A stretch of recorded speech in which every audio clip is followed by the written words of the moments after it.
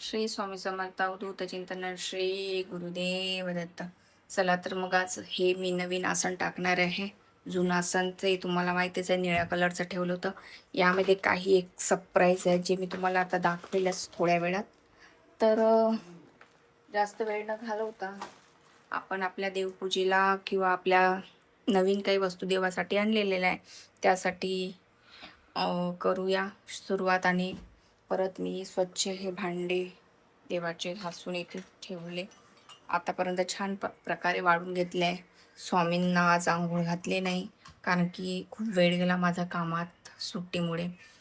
तर चला मग आता जास्त वेळ न घालवता आपण छान देवघर टापटीप ठेवून इथे कलश ठेवून आज मी नवीन काय देवघरासाठी आणलं हे सगळं दाखवून तुम्हाला मी म्हणजे हे सगळं ठेवून मी तुम्हाला भेटते. त्यानंतर हे जे वस्त्र आहे हे छान ठेवायचे आहे. स्वामींचे कपडे झाले, अदर या सगळ्या गोष्टी. त्यानंतर काही वस्तू मी देवघरासाठी घेतल्या त्या पण मी तुम्हाला दाखवेल. ठीक आहे, चला Shri Swami Samarth. A few moments later. बघू शकता हे मी पांढरं आसन आणि ही कोल्हापूरची महालक्ष्मी. मी आता तुळजापूरला जाईन तर भवानी पण आणेन. अशा पद्धतीने हे माझं देवघर नीटनेटकं झालेलं आहे. तर तुम्हाला सांगते ताई दादांनो की मी आज थोडी काही बदल केला आहे. म्हणजेच स्वामींना मी इथे ठेवलं आहे, मी इथे ठेवायचे आसन चेंज केलं आहे. आणि बाळकृष्णांना मी इथे ठेवलं आहे आणि स्वामींना मी इथे ठेवलं आहे. दुर्गा मातेला इथे ठेवलं आहे. मग कारण की रोज मला स्वामीची आंघोळ घालायची असते तर मग मला पटकन उचलून या आसनावर ठेवता येतं. त्यानंतर हे जे लोड आहे छोटे छोटे स्वामीच्या मागे ठेवते मी. कारण की स्वामीच्या कोणत्याही फोटोमध्ये तुम्ही बघत असाल तर लोड असतातच, त्यांची गादी असतं, त्यांचं आसन असतं. त्यांचं आसन हे पिवळ्या कलरचं आहे. त्यानंतर मग असं काही थोडं घटाची अशी स्थापना केली आहे. खरं म्हणजे तुम्हाला हे मी ऑनलाईन मागवलेलं आहे. कसं वाटतं तुम्हाला हे ऑनलाईनचं? आणि खूप सारे असे वस्त्र पण मागवलेले आहे. तुम्हाला ते मी हे बघा जे मी चेंज करत राहील प्रत्येक हप्त्यातून एकदा.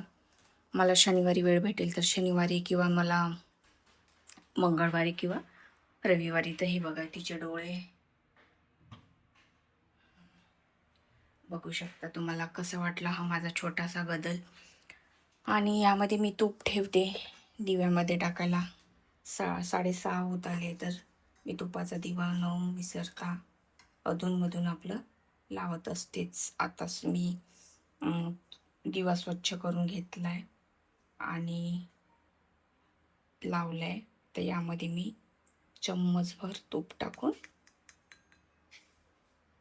दिवा लावून घेतला आहे. त्यानंतर मग हे तर स्वामीसमोर असतात.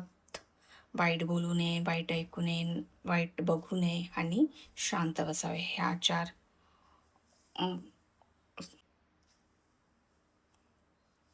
त्यानंतर हे स्वामी. तर आज मी पांढऱ्या कलरचं आसन टाकलंय. कसं वाटतं तुम्हाला?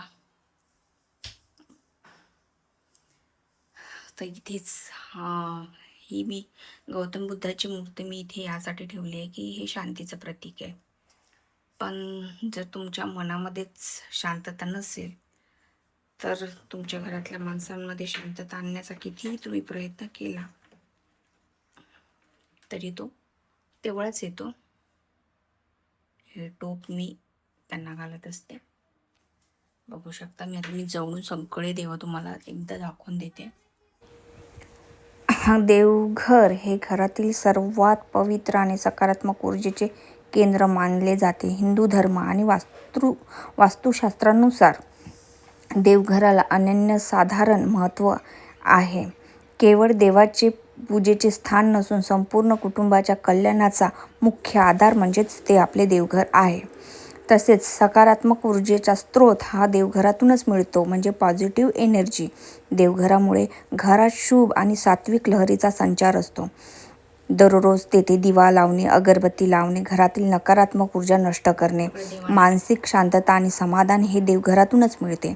दैनंदिन धावपळीतून मनाला शांती मिळण्याचा देवघर हे उत्तम ध्यान केंद्र असते.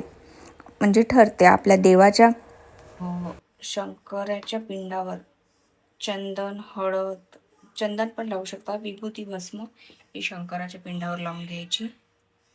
त्यानंतर राहिलं चंदनाची गोष्ट, तर न विसरता रोज आपल्या स्वामींना चंदन लावायचं, कारण की स्वामींना चंदन लावणं हे खूप गरजेचं आहे. देवाच्या चरणी नतमस्तक झाल्याने मानसिक ताणतणाव कमी होऊन आत्मविश्वास वाढतो.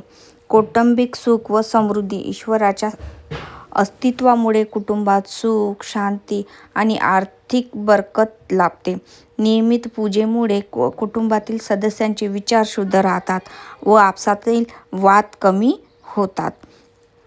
तसेच वास्तुशास्त्रानुसारचे महत्त्व. वास्तुशास्त्रानुसार घराच्या ईशान्य कोपरा म्हणजे उत्तर व पूर्व हा देवघरातील सर्वोत्तम मानला जातो. या दिशेमुळे घरात ईश्वरी शक्तीचा प्रवेश असतो आणि रहिवाशाचे आरोग्य चांगले राहते. संस्काराचे केंद्र म्हणजे घरातील लहान मुलांवर चांगले व धार्मिक संस्कार होण्यासाठी देवघर महत्त्वाची भूमिका बजावते. रोज हात जोडण्याची, देवाचे श्लोक म्हणण्याची सवय मुलांमध्ये शिस्त आणि आदरभाव निर्माण करते.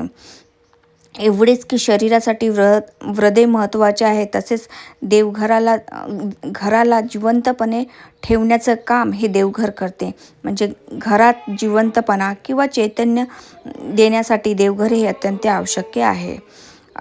अशाच प्रकारे हे आपल्याला छोटंसं देवघर प्रत्येकाच्या घरात असावं आणि घराची सकारात्मक ऊर्जा कायम असायला खूप देवघर हे महत्त्वाचं मानलं जातं.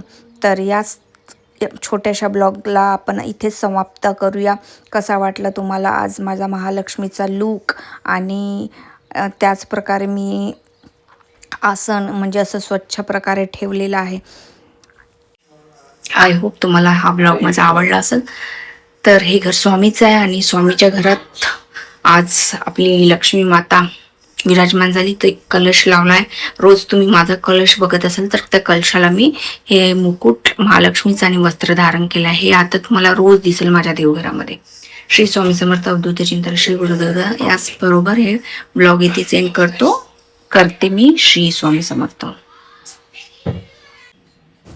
जर चॅनलवर नवीन असाल तर सबस्क्राईब आणि लाईक, कमेंट आणि शेअर करायला विसरू नका. नवीन आपल्या अशा स्वामी भक्त ब्लॉगमध्ये आपण भेटत राहूया. चला तर तोपर्यंत ह्या ब्लॉगला आपण एंड करू, म्हणजेच नवीन ब्लॉगला आपण सुरुवात करूया. तर आता नवीन ब्लॉग हे तुम्हाला अक्कलकोटचे दर्शन, जेजुरीचे दर्शन, पुढील जे काही आहे दर्शन ते तुम्हाला दिसेल. श्री स्वामी समर्थ. भेटूया नंतरच्या ब्लॉग. श्री स्वामी समर्थ. अवधूत चिंतन श्री गुरु.